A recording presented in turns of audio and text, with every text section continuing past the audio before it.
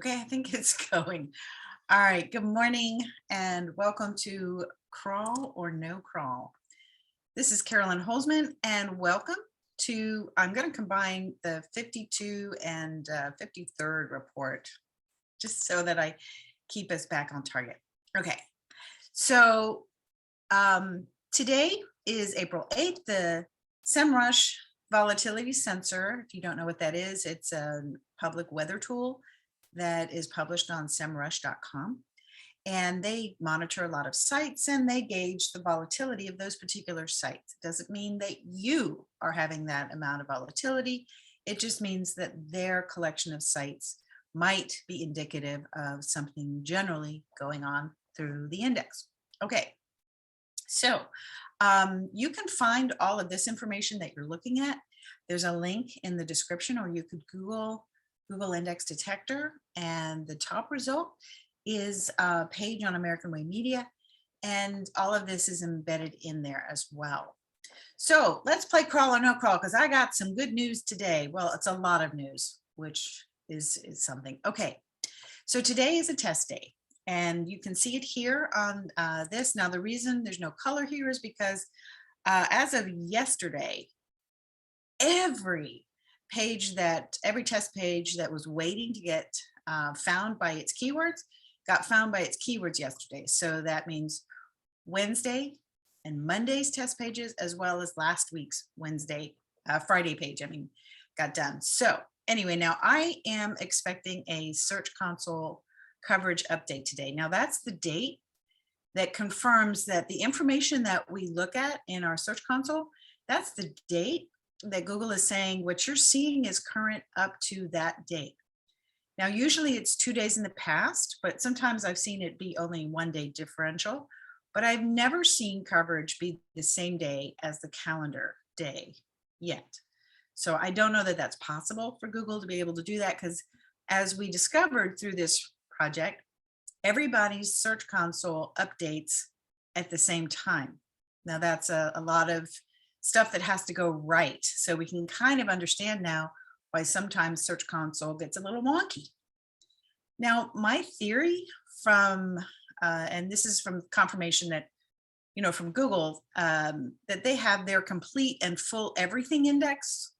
Now, Ted Kubaitis calls that the supplemental index, the thing that Google refers to, but that we never see. And then they push out to the primary index, which is the one that we see, but it is filtered.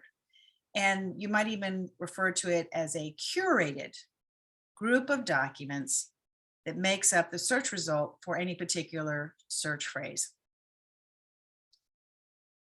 You can see that, a lot of times when you search something, right underneath that little resource space, they'll tell you how many documents they have, and they might have billions, in their supplemental index for the topic. But by the time we see it, they've reduced what we can find by that search phrase to somewhere that's approximate. It changes. It's not a hard and fast rule, but it's somewhere between 100 and 300 results.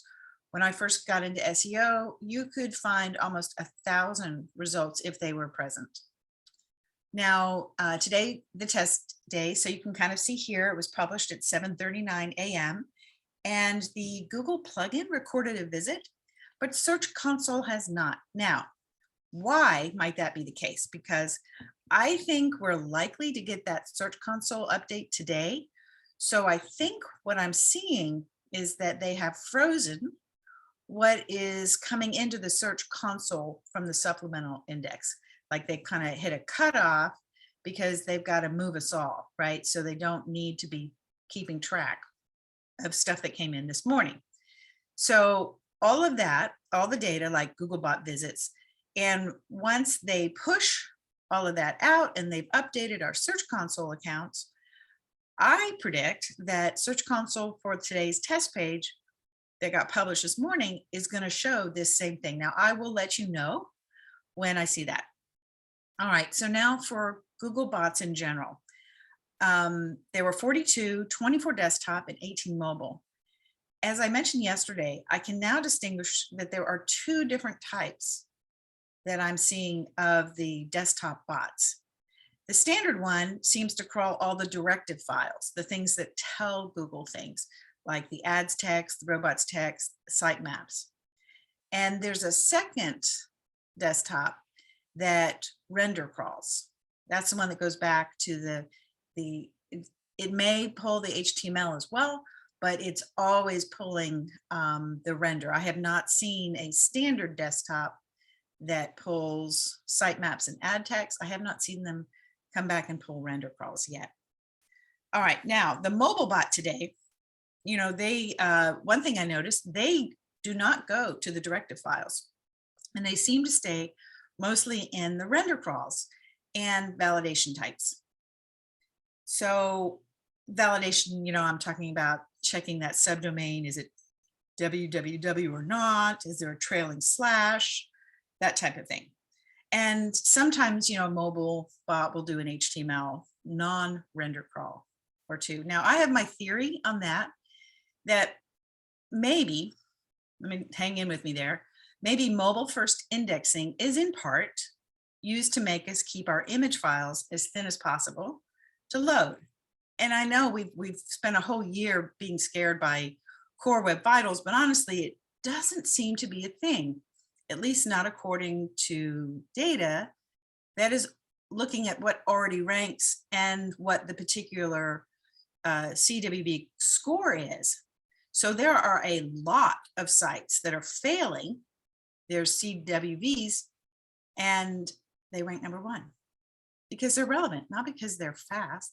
However, I think that when Google says, and this is why they postponed mobile first indexing indefinitely, and they say that our sites aren't ready for mobile first indexing. And I think that means that a lot of us are still uploading 300 DPI images with 2, 3, 4 megabyte files.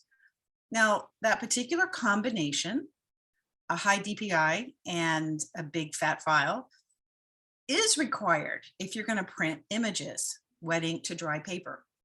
But for computer screens that are 72 DPI and just need the barest of size to look like something, it's time to skinny your files. Don't wait until you've uploaded them to smush them. Okay, so we've got 20 feed fetcher files, and that's it for Google. Now for Bing. 26 bots, they are all desktop. I'm still not seeing any mobile, and they're crawling all the things you'd expect, robots, text, and sitemaps. Now, I am still seeing one Bing IP that crawls like sitemaps, and another Bing IP that crawls robot text files and whatever validation falls, either, you know, for the subdomain or the trailing slash. Now, Bing Preview, my favorite little bot, came back today, and DuckDuckGo's favicon bot is back. There were 6. All right, I think that's enough for today. It's a lot to chew on. Thanks for playing Crawl or No Crawl. Subscribe, because this is my happy place. Keep me there, please. Today's Confessions of an SEO, it's called Turtles All the Way Down. And it's a little bit of a philosophical discussion of testing data, but more how to receive that kind of information, how to stay critical. And anyway, listen to it. And it's a sort of a bookend to last week's episode where I talked about SEO mythology talk.